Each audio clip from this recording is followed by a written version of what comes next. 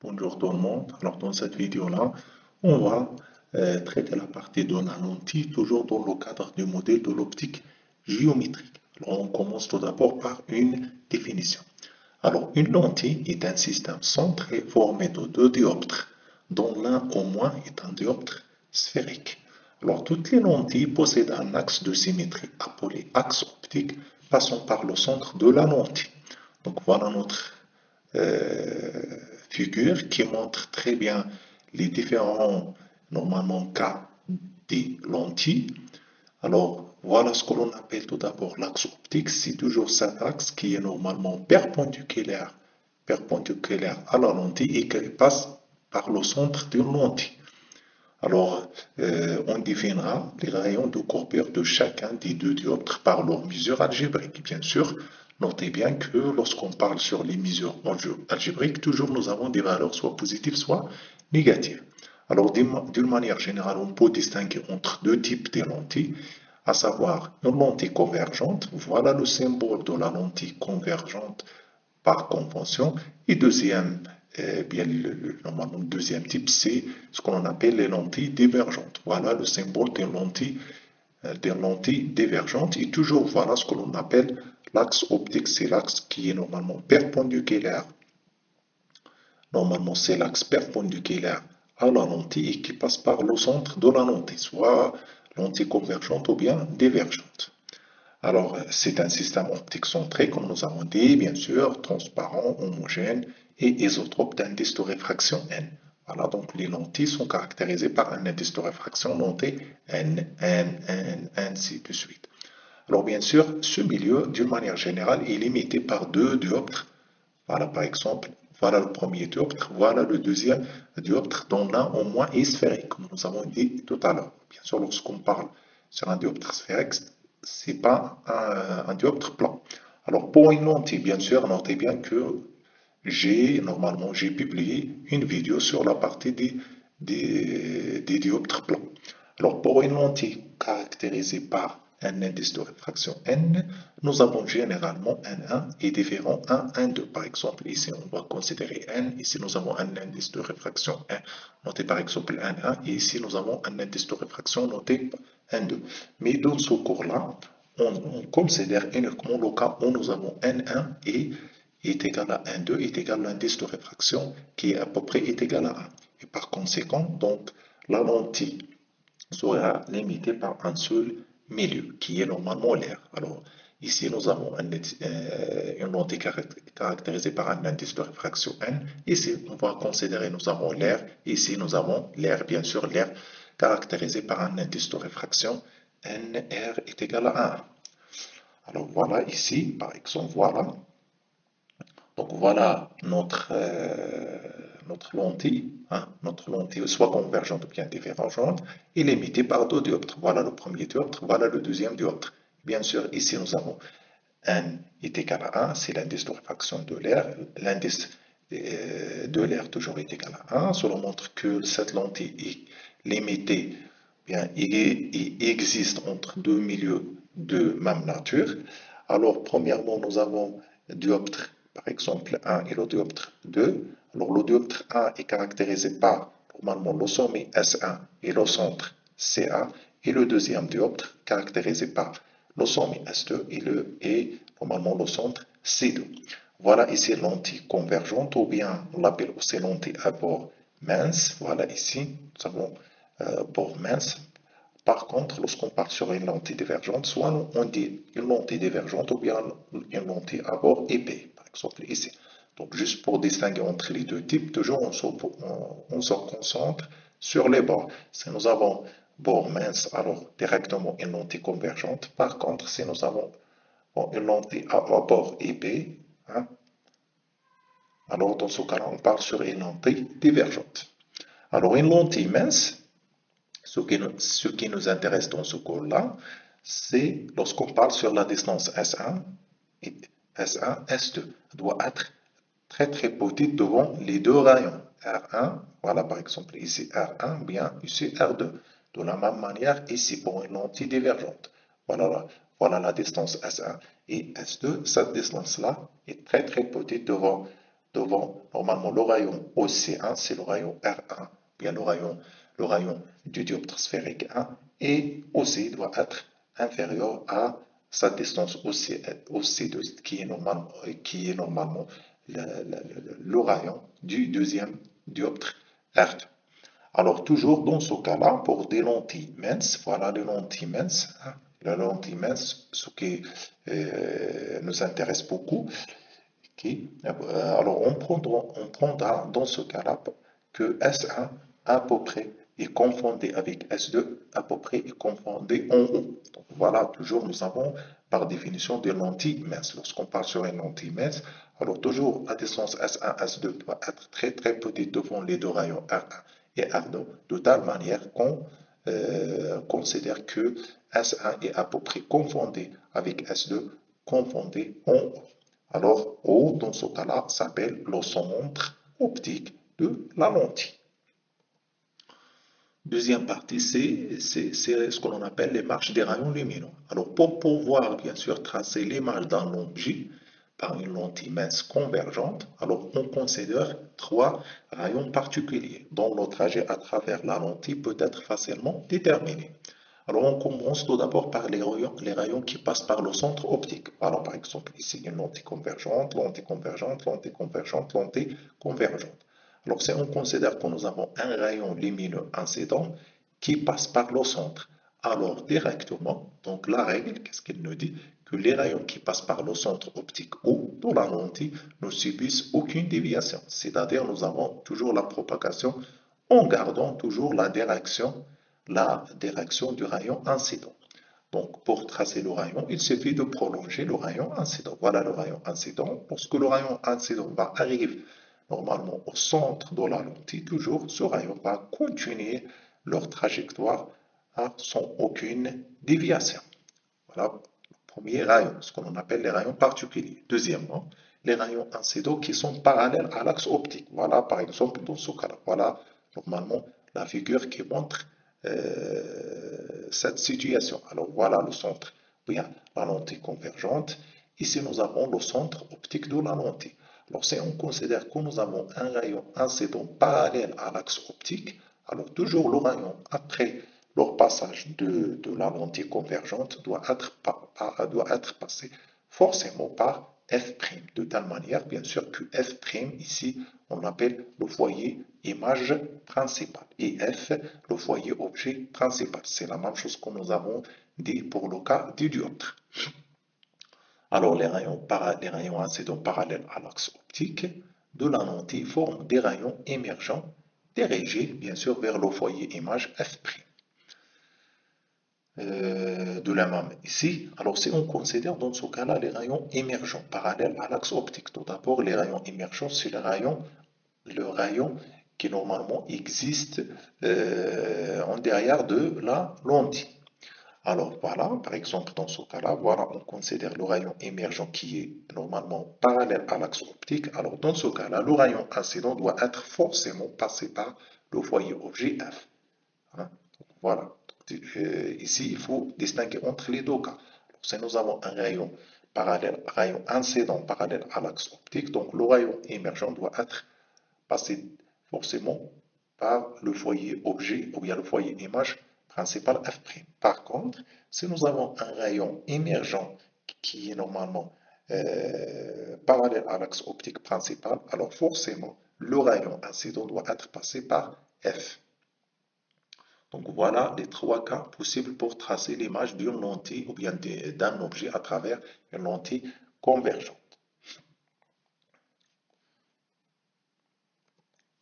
Alors maintenant, la chose la plus importante ici, c'est la relation de conjugaison et le grandissement transversal. Alors on établit la relation de conjugaison des lentilles minces à partir des propriétés normalement des propriétés des dioptres. Toujours on focalise notre attention sur les approximations des conditions de cause. Alors en considérant tout d'abord que le S1 et S2 sont confondés en haut, bien sûr comme nous avons dit ici, toujours pour des lentilles minces, il faut considérer que S1 est à peu près confondé avec S2 à peu près confondé en haut. Alors dans ce cas-là, on va établir la relation de conjugaison d'une lentille. Alors, comme nous avons dit, que la lentille, normalement, il existe entre deux milieux d'indice de réfraction, par exemple N1 et N2. Donc, voilà le premier dioptre. Donc, nous avons l'objet A qui, normalement, va former une image A1 à travers le dioptre D1. Et de la même manière, normalement, cette image A1 qui est normalement l'image de A à travers le dioptre 1 va considérer comme un objet d'une image A' à travers le dioptre D2. Alors on commence tout d'abord par le dioptre 1, sachant que A représente l'objet et A1 représente l'image. Alors par définition, nous avons que N sur S11 A1 moins N1 sur S11 A est égal à N moins N1 sur S1 C1, ce qui nous donne ce que l'on appelle la divergence V1. Et par définition, ici, pour trouver l'expression du grandissement, toujours on focalise notre attention sur la relation de conjugaison de dioptres que nous avons publié dans plusieurs vidéos. Alors, gamma 1, toujours on commence par l'objet ou bien par l'indice de réfraction où existe l'objet, N1 sur N. N, c'est normalement l'indice de réfraction où nous avons l'image. C'est multiplié par S11 A1 sur S11 A. Par identification pour le dioptre 2, voilà, donc nous avons l'objet A, 1 et l'image A'. Donc on considère la relation de conjugaison de ce dioptre-là, ça nous donne N2 sur S2 A' moins N sur S2 A1 est égal à N2 moins N sur S2 C2, ce qui nous donne la divergence V2 de deuxième dioptre. Et bien sûr, gamma 2 est égal à N as normalement N sur N2 multiplié par S2 A' sur S2 A1. Alors, pour une lentille mince, comme nous avons dit, c'est S1 à peu près confronté avec S2 à peu près confronté avec S. Alors, directement, la relation de conjugaison dans ce cas-là devient que N sur SA1 moins N1 sur SA plus N2 sur SA' moins N sur SA1 est égal à N moins N1 sur SC1 plus N2 moins N sur S2, SC2. Bien sûr, ici, nous avons fait la somme. Donc, ici, nous avons fait la somme avec, notez que S1 confondé avec S2, confondé à peu près avec S. Et bien sûr, est égal V1 plus V2. Et bien sûr, ici, on va, normalement, nous avons N SA1. Ici, nous avons moins N SA1. Donc, on va simplifier. Qu'est-ce qu'il nous reste? N2 sur SA' moins N1 sur SA est égal à N moins N1 sur SC1 plus N2 moins N sur SC2 est égal à la divergence du système total. Et bien sûr, gamma, attention, gamma c'est la multiplication. C'est gamma 1 fois gamma 2. Donc ça nous donne N sur N, N1 sur N fois S1 sur SA, voilà. Et nous avons gamma 2, on va remplacer. Finalement, on trouve que N1 sur N2 fois SA' sur SA. Bien sûr, cette relation, ces différentes expressions sont valables juste dans ce cas-là. Nous avons considéré que la lentille est mince, c'est-à-dire que S1 confondé avec S2, confondé avec S. Alors maintenant, on va considérer une lentille épaisse.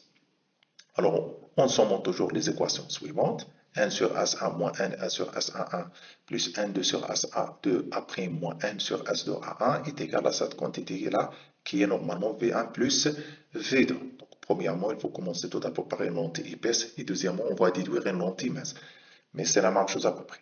Donc, pour écrire l'expression de grandissement gamma, donc toujours on va multiplier gamma 1 par gamma 2. Donc, on va trouver cette quantité-là, voilà. Donc, toujours gamma 1 est égal à cette quantité-là. Gamma 2 est égal à cette quantité-là, sachant ici qu'on travaille avec une lentille épaisse. Cela montre que S11 est différent à S2. Alors, gamma est égal à gamma 1 fois gamma 2 est égal à cette quantité-là. Mais attention, toujours, on focalise notre attention dans les exercices sur cette situation où on considère que les lentilles sont minces, juste pour simplifier les choses. Alors, pour le troisième cas, pour une lentille mince d'indice de réfraction N, dont deux milieux N1 et N2.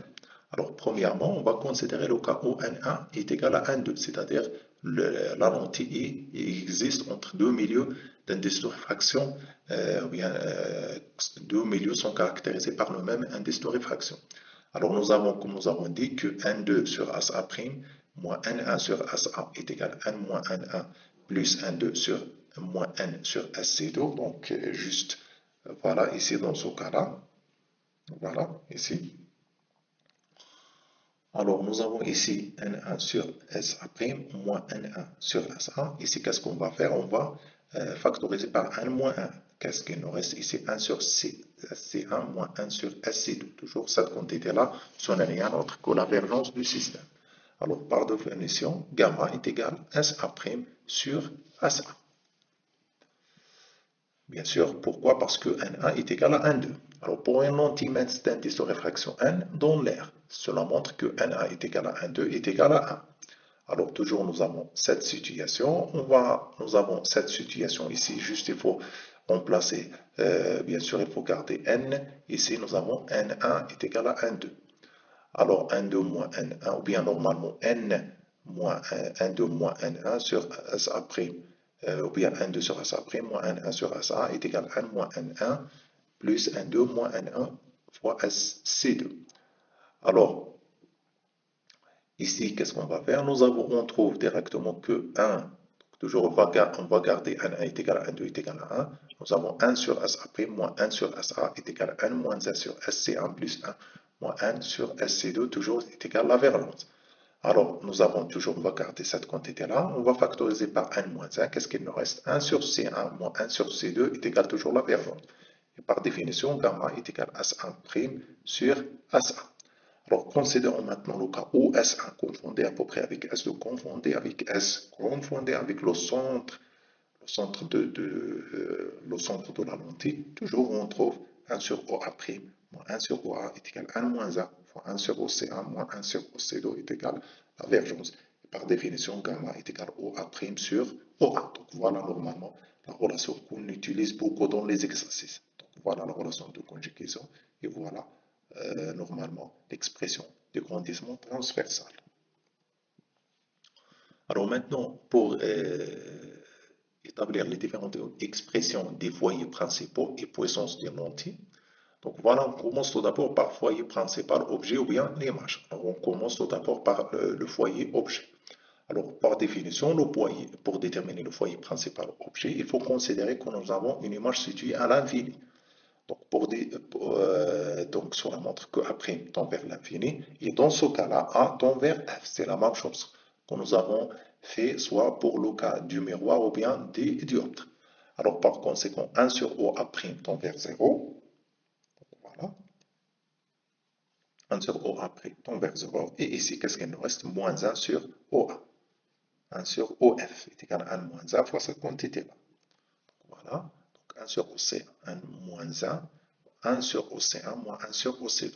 Nous avons ici moins, on va prendre ce moins vers ce côté-là. On définit la distance focale objet F est égale à OF. Donc voilà, 1 sur OF est égal à cette quantité, toujours pour déduire facilement la valeur de OF. Et bien sûr, OF, par définition de la valeur algébrique, ça nous donne ce qu'on appelle la distance focale objet. Alors maintenant, pour déterminer le foyer principal ou image, il faut considérer, voilà ici, donc nous avons une image située à l'infini. Cela montre que normalement, nous avons un rayon émergent qui est normalement parallèle à l'axe optique. Alors maintenant, pour déterminer le foyer principal image F', il faut considérer que nous avons un objet situé à l'infini, c'est-à-dire que nous avons un rayon incident parallèle à l'axe optique principal. Par conséquent, donc A tend vers l'infini et dans ce cas-là, A' tend vers F'. Et bien sûr, on va remplacer ici 1 sur OA par 0, 1 sur OF' est égal à cette quantité-là. Et par conséquent, on définit la distance focale objet F' est égal au F'. Valeur, bien, la valeur algébrique, au F'. Donc, connaissant normalement cette expression-là, on peut déduire la distance au F' qui est normalement, ce n'est rien d'autre que la distance focale image. Donc voilà pour déterminer le foyer objet. Considère que nous avons une image située à l'infini.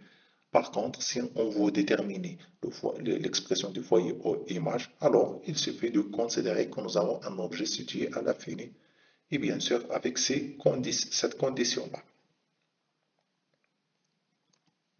Alors maintenant, on parle sur la puissance d'une lentille.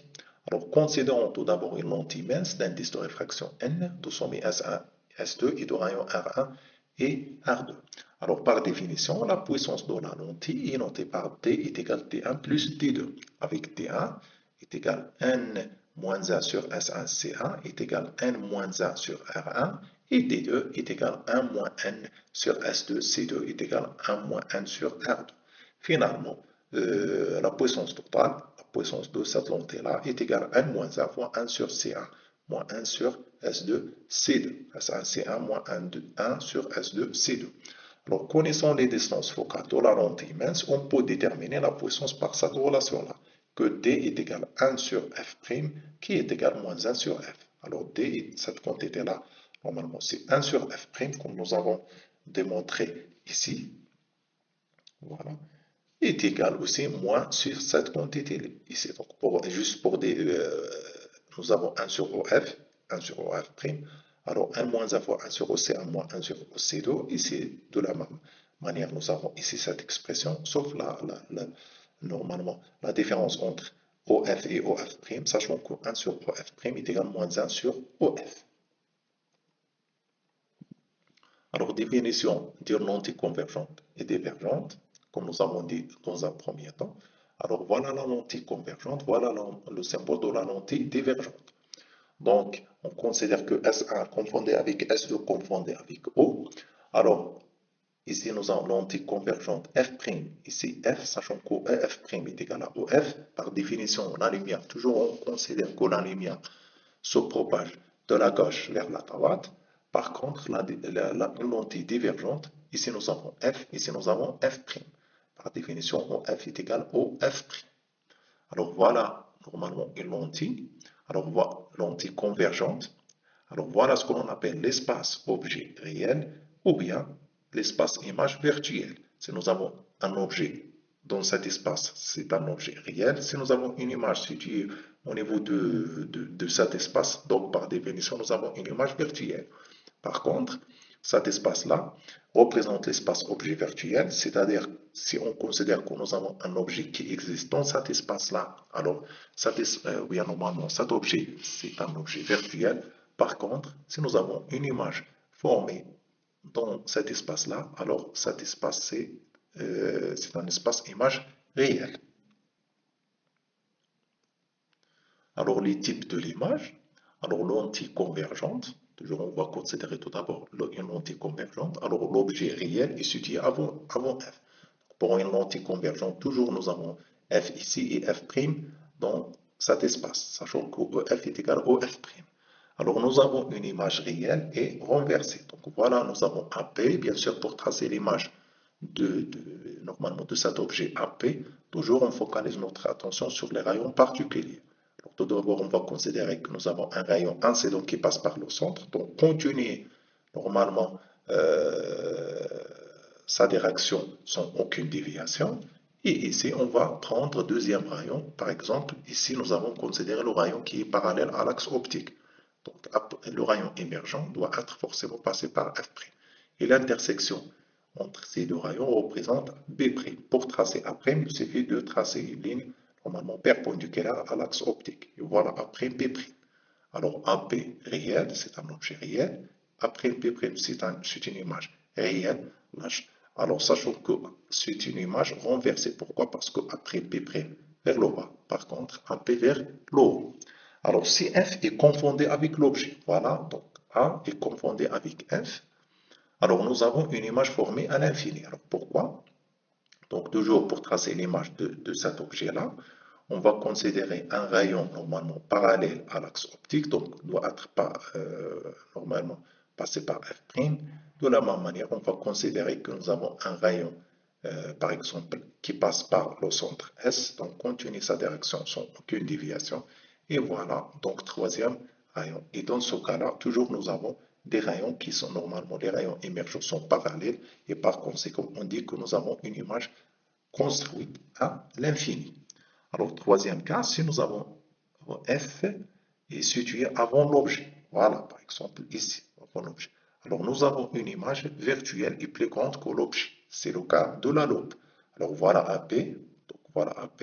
Alors, pour tracer l'image, donc, on va considérer un rayon parallèle, donc doit être passé par, normalement, F', et un deuxième rayon qui passe par le centre, continue sa direction.